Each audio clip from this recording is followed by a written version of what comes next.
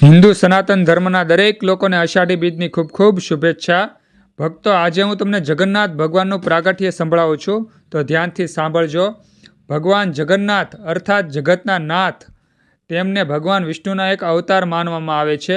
હિન્દુ ઉપરાંત બૌદ્ધ અને જૈન ધર્મમાં પણ તેઓ પૂજનીય છે। ભગવાન જગન્નાથની પ્રાગટ્ય કથા આ પ્રમાણે છે।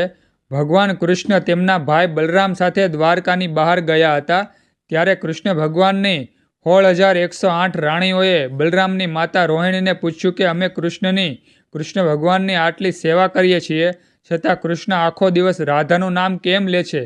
ત્યારે રોહિણી માતા બોલ્યા કે જો કૃષ્ણ અને બલરામ રાજમહેલમાં ન પ્રવેશે તો હું કહું। રાણીઓએ વિચાર કરીને સુભદ્રાને દરવાજાની બહાર ધ્યાન રાખવા ઊભા રાખ્યા અને કહ્યું કે કોઈને અંદર પ્રવેશવા ન દેતા। પછી રોહિણી માતાએ કથા ચાલુ કરી। સુભદ્રા દરવાજા પર કાન રાખીને અંદરની કથા સાંભળવા લાગ્યા। ત્યારે કૃષ્ણ અને બલરામ પાછા આવ્યા તો એમણે જોયું કે સુભદ્રા દરવાજા પર કાન રાખીને ઊભા છે। કૃષ્ણ અને બલરામ રાજમહેલમાં પ્રવેશવા ગયા તો સુભદ્રાએ તેમને રોક્યા। ત્યાર પછી ભગવાન કૃષ્ણ અને બલરામ સુભદ્રાની જેમ દરવાજા પર કાન રાખીને અંદરની કથા સાંભળવા લાગ્યા। ત્યારે અચાનક ભક્તિના ભાવને લીધે ત્રણેયના હાથ અને પગ સંકોચાવા માંડ્યા અને આંખો મોટી થવા માંડી। ત્યારે કૃષ્ણ ભગવાનને મળવા નારદ મુનિ દ્વારકા આવ્યા તો તેમણે જોયું કે કૃષ્ણ ભગવાનના હાથ અને પગ સંકોચાઈ ગયા હતા અને આંખો મોટી થઈ ગઈ હતી। નારદ મુનિએ કૃષ્ણ ભગવાનને કહ્યું કે તમારું આ રૂપ જગતને બતાવો।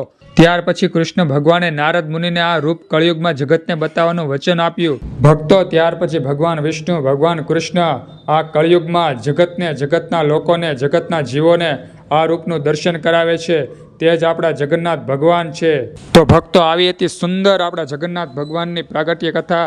જો વિડીયો સાંભળવો ગમ્યો હોય તો લાઈક, કોમેન્ટ અને શેર કરજો। બધા ભક્તોને હર હર મહાદેવ, ઓમ નમઃ શિવાય, જય જગન્નાથ।